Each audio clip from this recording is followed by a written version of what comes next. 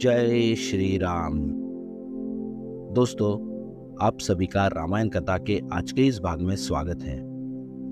शूर्पणखा का कत्ल सुनने तथा अपने मंत्रियों से विचार विमर्श करने के पश्चात रावण ने सीता को हर लाने का निश्चय कर लिया। तत्काल उसने अपना रथ तैयार करवाया और उस पर सवार हो अपने मित्र मारीच के पास पहुंच गया। मारीच ने रावण का समुचित सत्कार करके पूछा, राजन, लंका में सब कुशल तो है ना?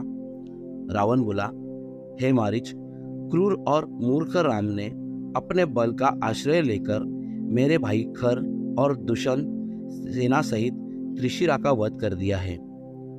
उसने मेरी बहन शूर्पणखा को भी कुरूप बना दिया है।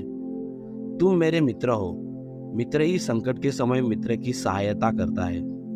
मैं जानता हूं कि मेरे मित्रों और शुभ चिंतकों में तुमसे बढ़कर बलवान, नीतिवान और मुझसे सच्चा स्नेह करने वाला और कोई नहीं है।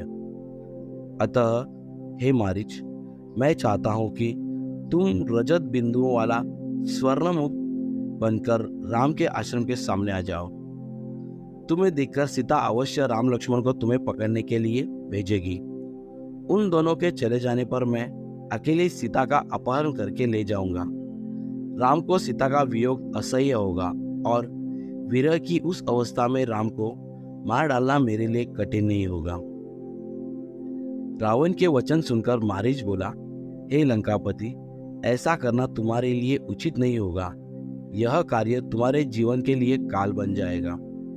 आश्चर्य की बात है कि वेद शास्त्रों के ज्ञाता होते हुए भी तुम परस्त्री हरण जैसा भयंकर पाप करने जा रहे हो।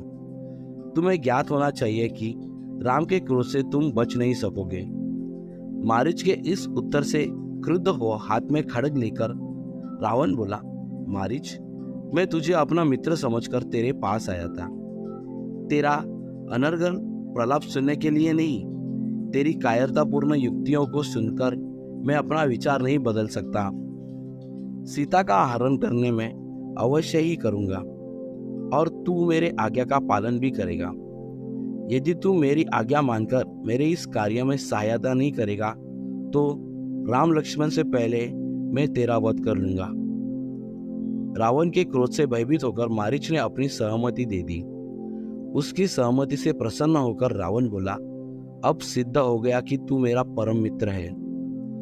रावण उसे लेकर दंडक वन में पहुंच राम के आश्रम की खोज करने लगा।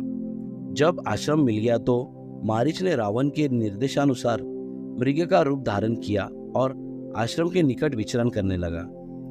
इस अद्भुत स्वर्णिम मृग की शोभा देखकर सीता आश्चर्यचकित रह गई और विस्मित होकर उसके पास पहुंची।